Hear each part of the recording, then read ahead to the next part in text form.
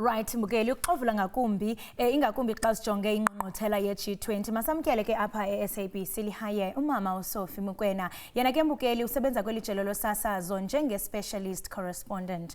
Mama Sophie masikubulise sikwamkele e-SABC lihaye sibambe ngazibini ngexesha lakho. Ngiyabonga.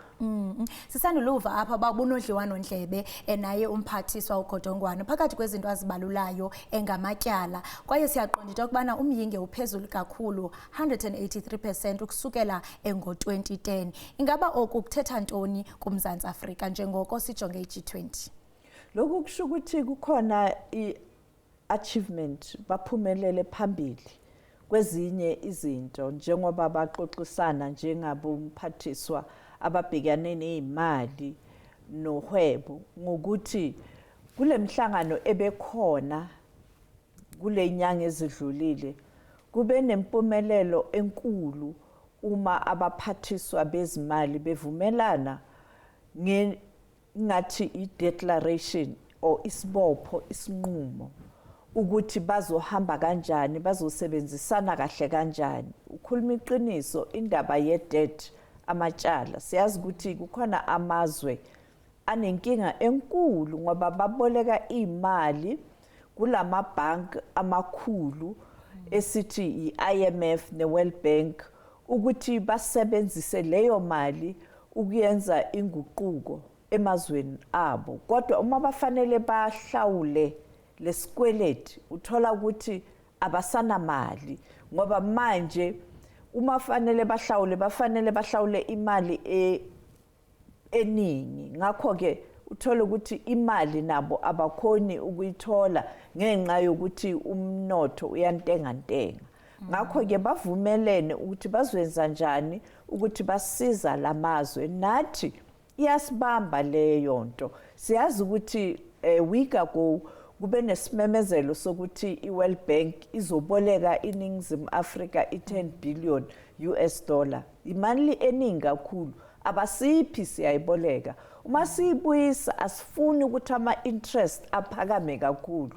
Ngakho ke uma bavumelana lamazwe ukuthi kusetshenzwe kanjani ukuyenza ukuthi ama-interest uma uboleka angabi phezulu kakhulu kuzonceda kakhulu ngoba amazwe azoba nemadlana. Ngakho ke leyo mali ibe khona ukuthuthukisa amazwe laba abawaphethe. Ngakho ke ingxoxo masibheka kule stream kulaba phathiswa bezimali kunempumelelo enkulu. Kodwa ke kwamanje ngikhuluma nawe kuxoxa abaphathiswa bendaba zangaphandle. Manje abaphathiswa bezindaba zangaphandle kufaka uRonald Lamola kunzima lapho ngoba baqoqa kakhulu ngezindaba ezibhekenene namapolitiki wezwe nokuphepha. Manje mawubheka impilo yase-Ukraine uyazi ukuthi ababoni ngokufana wonke amazwe awavumelani ukuthi ingaqedwa kanjani. Mababheka iMiddle East nakhona kunokuhlukahlukana. Mawubheka iSudan ubheka iDRC. Ngakho ke le stream labaphathiswa bendaba zangaphandle abaxoxayo manje uma bangavumelana namhlanje ngoba namhlanje fanele baqede ukuthi kube ne-declaration yabo or izinqumo zabo bazozihlanganisa nalezi ke ubaba Godongwana akhuluma ngazo. Ngakho ke sizoba ne-declaration ye-summit ngesonto kuzoba impumelelo enkulu kakhulu. Siyaqonda Mama Sophie into yokubana uMzantsi Afrika neAfrika iphela ikhongozela kakhulu kumazwe asentshona. Sive isibhengezo sokuba umongameli waseMelika uDonald Trump uyarhoxa uyatsho into yokubana yena akazulibeka unyawo lwakhe kule ngqungquthela kananjalo ne-US officials. Ingaba loo nto isichaphazela kangakanani singumzantsi Afrika? Kunjalo nje ingaba sikulungele ukunavigate kule geopolitical tensions nayo? Bokuzoba kuhle uma iMelika nayo ikhona. Kodwa akukhulumi ukuthi or akusho ukuthi iMelika uma ingekho ingxoxo ngeke ziqhubeke. Uyazi ukuthi uma sikhuluma nge-G20 sikhuluma ngamazwe ayi-19 kufaka ne-European Union njenge-organization ne-African Union. lezi zonke amazwe la wonke ayeza azoba nabameli ngakho ke iMelika kuphela ngakho ke uma laba abakhona bavumelana angeke kumise umhlangano uzoqhubeka nezinqumo zizothathwa njengoba sizwile ungqongqoshe wezimali uGodongwana asho ukuthi ngakubo sabaqedile bavumelene neMelika ishulo ukuthi ifuna ukuthi nayo ingenelele kulezi ngxoxo iyavumelana nokuthi fanele kubhekanwe neinfrastructure manje ke kunempumelelo nangapha nginethemba lokuthi abakhona amazwe akhona la ay18 kuhlanganisa neAU neEU bazovumelana ngakho ke angeke ingqungquthela ime umhlangano uzoqhubeka nezinqumo zizothathwa Masijonge ke ngoku istate se-readiness soMzantsi Afrika ukuze usingathe lengqungquthela siyaqonda into yokubana babila besoma kulungiswa imigaqo kufakwa i-traffic lights njalo njalo kwaye siyaqonda into yokubana sifumane ingxelo nakule veki ephelileyo kusishiyo into yokubana kukhona ubugebenga nobundlobongela obuqhubekayo pha eJohannesburg CBD yonke lento yenzeka ngaphambi kokuba sisingathe ingqungquthela ungatsho ngokupheleleyo into yokubana uMzantsi Afrika ukulungele ukuyisingatha xa sijonga yonke le miba sibone izolo ophethe amaphoyisa obekwe ukuthi abhekane nokwenza ukuthi lo mhlangano uphephile abane ingxoxo nojelo lezindaba eNingizimu Afrika echaza ukuthi bame ngomumo namaphoyisa akhona azoletha ukuthula nokuphepha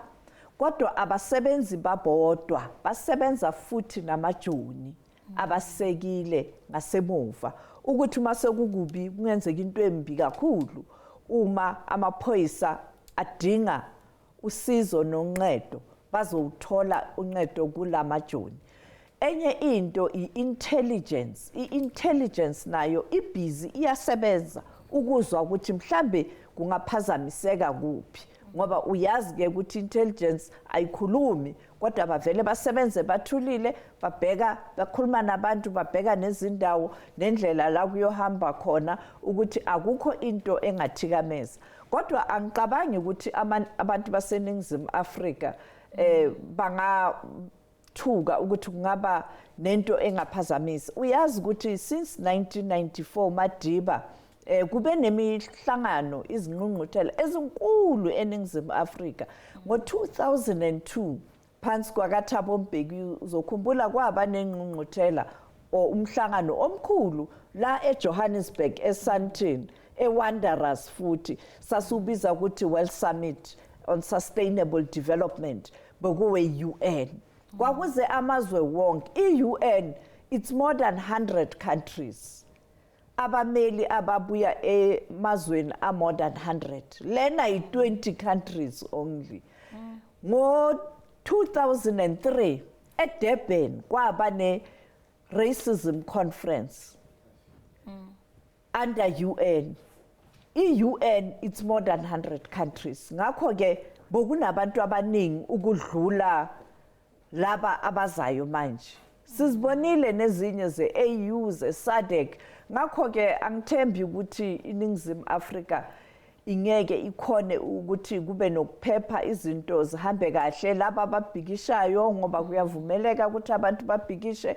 uma bathole imvumo yokuthi babhikishe nabo bayenze izwi labo lizwakale kusetshenzwe kahle njengoba sijwayele eNingizimu Afrika Kongeza kulamazwi wakho naye umphathiswa uRonald Lamula uye watsho ngomvulo ngentseni sithi into kubana konke oku kuba kuyaqala nqa kumkhumbuza ngethuba sasingatha i2010 World Cup into ethi ke uMzantsi Afrika uqopha umlando sibuyele kwezintshukumo zenzekayo siyaqonda into kubana nge21 kule Friday siya kuyo abemi boMzantsi Afrika bazimisela into kubana bazawumisa ngci intshukumo i-shutdown ingaba okubama uSofu xa sikujonga ekuthetha ukuthini kubemi boMzantsi Afrika kuba nansi ingqungquthela iyeza ithi iza nesombululo ngapha sibona i-shutdown ingaba lonto isikhilela ompho umfanekiso ukubhikisha lokhu okuzayo ngolesihlanu abomama nabanye abantu abaseka abomama ukuthi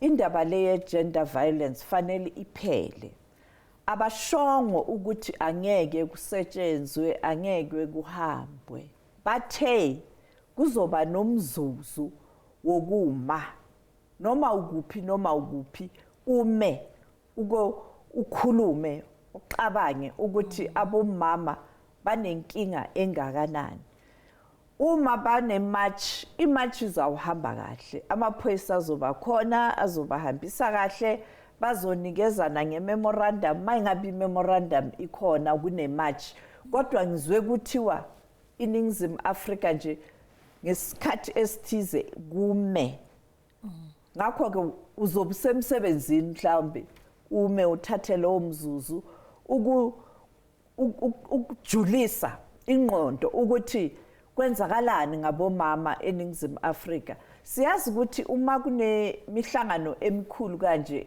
emazweni kuba nako ukuthi khona abantu abazoyenza ukuthi izwi labo lizwakale ngakho ke akunankinga nalabo abathathe isinqumo sokuthi bazofuna ukuthi le ndaba ye gender violence ike ithole iattention ngoba wonke amakhamera omhlaba azobe abhekela eningizimu Afrika makube njalo ngoba eningizimu Afrika umthetho siseko uyavumela ukuthi abantu bangabhikisha uma bafuna ukubhikisha uma nje bayenza phansi kumthetho.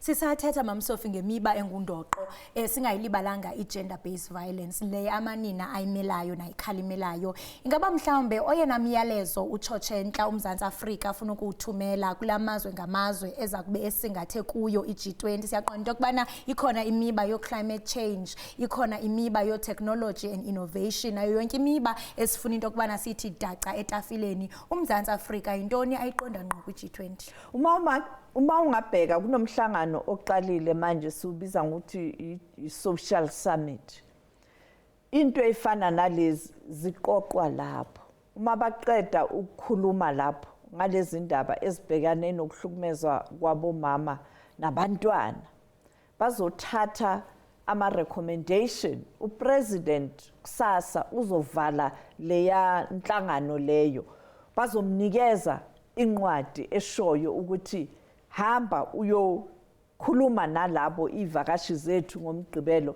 ngale ndaba angeke bakhale nje ngale ndaba bazosho ukuthi makwenzeke ini ngakho ke siyathemba ukuthi uma sekuvalwa ngesonto umongameli uzophendula kulelo daba lokuthi le ndaba ye gender violence nayo mayibhekwe ngoba aseyiningizimu Afrika kuphela amanye amazwe awabeki amaqala lawa esidlangalaleni they don't report cases manje iningizimu Afrika ngenxa ye constitution uyazi ukuthi abantu bavumelelwe ukuthi bakhulume free akukho indaba yokuthi no ninga report ngaloku ningakhulumi ngaloku kwamanye amazwe abakhulumi ikhona ngisho nakumazwe athuthukile lenkinga yabomama nabantwana ibhlungu kakhulu kuba xa sijonga amanani aphezulu kakhulu ngapha sine DNA backlogs amatyala kusefuneke nawo ephandiwe ininzi kakhulu lento kodwa kuhle amanina xa ihlangana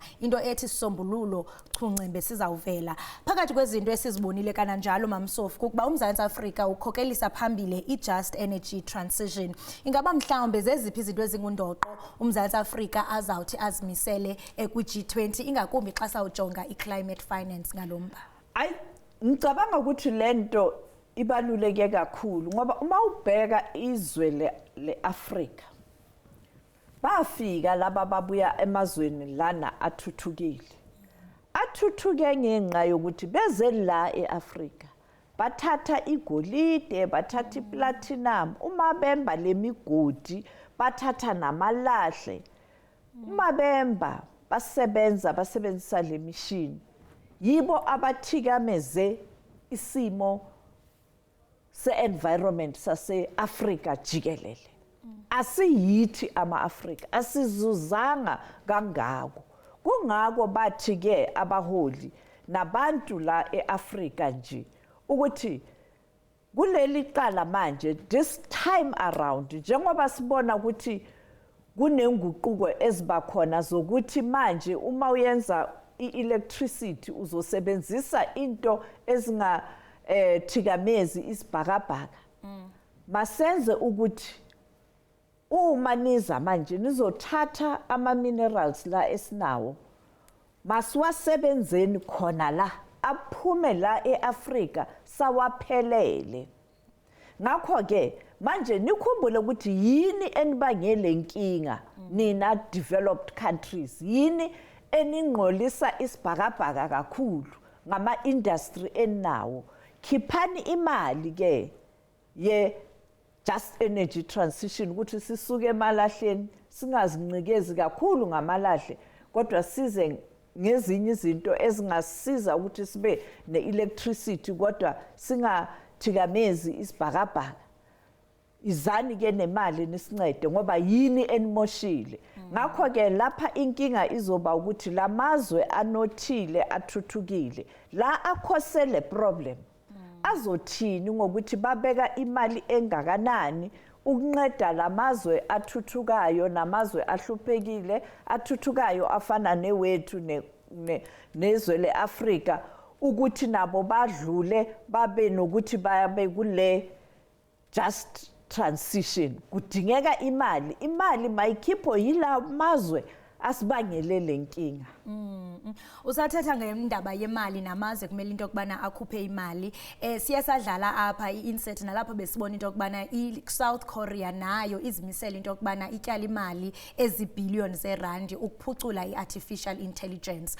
kwaye siyasadlala indlebe nomfama otsho into okubana enye yento ebalulekileyo iagriculture yaseMzantsi Afrika kuba sizele sinomhlaba 60% apha eAfrika osalindele into okubana atyalwe futhi wabalula nendaba ukuthi izinto ezibubutyebi zifumaneka apha eAfrika lento kanye oyitshoyo into okubana zonke izinto funeke zibuye zizophucula ntoni iAfrika kuba kakade zikhona zintoni ekumele into okubana sizijonga ngamehlo atsolo esiqonda into okubana nathi njengoba iqhubeka i-G20 kodwa nathi masishiyeke sinento esoshiyeka siziphucula ngayo sizoshiyeka kakhulu hayi kancane kodwa ke uma ubheka into ezihambisana nomnotho angeke ubone imithelela o imiphumela ngalowo mzuzu kuthatha isikhathi ngoba lezi nqumo masezithathiwe fanele manje ziimplementwe kuzothatha isikhathi manje into engayisho ukuthi ukuzuza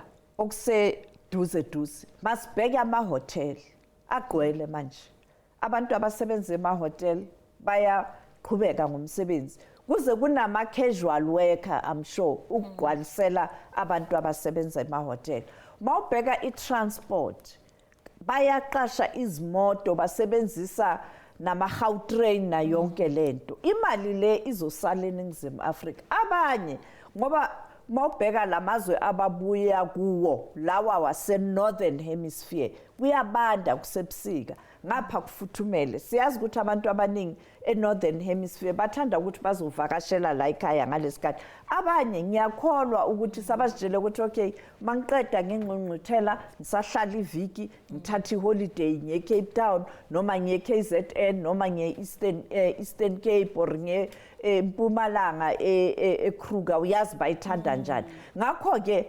i-tourism nayo izozuza kakhulu enye into bazothenga phela fanele bathenge izinto ababuyela nazo emuva ekhaya ukutshengisa abantu ukuthi hayi beseNingizimu Afrika niyabona into njalo njalo enye into njengoba iB20 umngqongqothela umhlangano wabo soma business uqalile namhlanje kuningi abazavumelana nako ngoba amanye amakhampani azohlangana lapha akhulumisana hayi thina sinemine yegolide omunye athi hayi yazi ngine jewelry ngumuntu ogiqa ijewelry ngibona ngathi ngizathenga kule mine yenu kuzokhulumisana see those bilateral in terms of trade and investment but into enkulu ukuthi njengoba ukhuluma ngabo just energy transition ngabo climate change ngendaba ze debt ezinkulunkulu manje lezi sizobona mhlambe ngomva konyaka inyaka emibili emithathu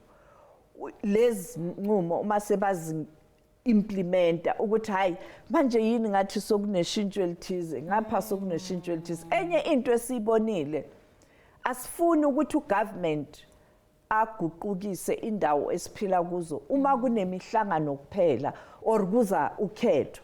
Kodwa ke bakwenzile ke isicelo nesinqumo ukuthi mase balungise njengoba balungisile mabangabuyele emuva kuphinde futhi kubhidlike ngoba igoli ke ike yaba inhle kakhulu uma lesikhathi saphathe obaba Masondo kwakunje kwakuhlobisiwe kakukuhle nje kodwa angazi kwenzekani kwakhala nyonini njema ngoku inamavunjana ongawazi kodwa ke bayayilungisa futhi ke ndiyayithanda ngalendlela uyibeka ngayo kuba uyathi into kubana izinto ezinje azenzeki ngomso zithatha ixesha. That's why kubane kusithwa Vision 2030 Vision 2050 kulento yokuthetha yokuba kulungiswe izinto zibuyele esimeni. Abemi boMzantsi Afrika mamsofi banexhala bayathi into kubana kudala mhlambe singenamanzi gqigqi ngoku sekune G20 kuyalungiswa. Abanye bathi kudala singena traffic lights ziyalungiswa yimigaqo babila besoma bagcwele yonke iGauti. Beyond G20 ingaba mhlambe le progress izoqhubeka njengoko abemi boMzantsi Afrika besexhaleni. Asazi kodwa ifanele iqhubeke. Abaholi bafanele bazwisise ukuthi bahleli kule izitulo ngenxa yabantu. Abantu babakhethile balinde ukuthi babasize babalekelele. Into efanele siyilwise icorruption la eNingizimu Afrika nokuthi abantu mabakhethiwe benze umsebenzi wabo. Ngakho ke siyazi ukuthi next year ama local government elections kuzophuma ukuthi abantu bafuna ukukhethwa futhi. If bafuna ukukhethwa futhi bazofanele ukuthi bezwe izikhalo zabantu. Uma sebaqalile nje bangabuyele emuva kodwa ke asazi sisizabona. Kokugqibela mamsofi uthini kumni woMzantsi Afrika siyaqonda into kubana singatsho sithi sigubungeleli life elimnyama zininzi izinto ezenzekayo ezisothusayo sisothuswa zemadlanga commission ezidiza ubuqhophololo obuqhubekayo elizweni lethu. Bambi ke xa sijonga lo mba we-G20 bazibona bengabandekanyakanga ingakumbi abantu abasezilalini bazawuthi hayi izinto zamakhumsha ezi zenzeke eGauteng kodwa njengokusitsho into kubana oku kungaba lilitha elelanga kuthi singuMzantsi Afrika. Uthini kumni woMzantsi Afrika? Abantu abaseyilaleni bakhumbule ukuthi uma umnotho ukhula sithola amazwe asisekayo ahweba nathi kuba nemisebenzi. Ugovernment ukhona ukuthola imali yentela i-tax iba more ngoba abantu abasebenzayo baningi. Leyo mali iyahamba iyothuthukisa eyilalini.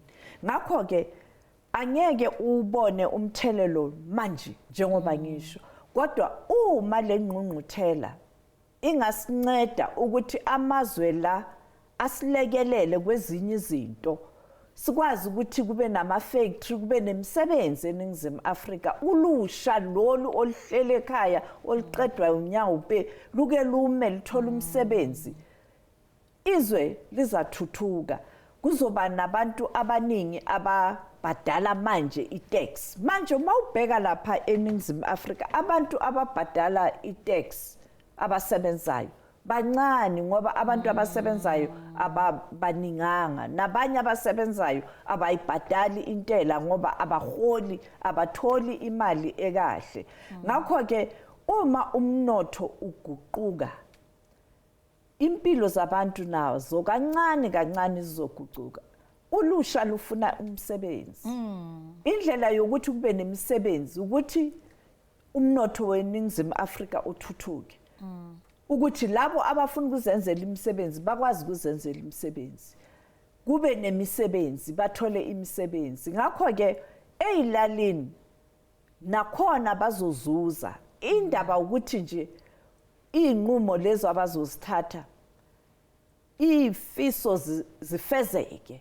INingizimu Afrika njengoba ixoxa namanye amazwe nawo lawo mazwe abheke ukuthi banyeza la eNingizimu Afrika bazo-investa eNingizimu Afrika. Abanye bazobe baqala ukuza eNingizimu Afrika bacabanga ukuthi akunantuthuko ngeke it's a dead country. Mabasuka la bazothi hayi ngiyahamba ngizo-investa ngiyabuya la. imisebenzi bakhona. Kodwa njengoba ngisho ngithi indaba le ukuthi sikhumbule ukuthi iNingizimu Afrika ingathuthuka uma isebenzisana kahle namanye amazwe athuthukile nala athuthukayo. Ngakho ke bafanele bakhumbule ukuthi angeke uyibone ngamehlo wakho, iyenzeka kancane. Uma sibheke umnotho kulamaviki amabili kubonakala engathi kungcono ngoba sibonile ukuthi ukuswelwa kwemisebenzi kwehle kancane. Enye into ama-rating agency asihambisile asisephezulu, asi-upgradeile. Uma u-upgradewa abantu bayeza bazo-investa.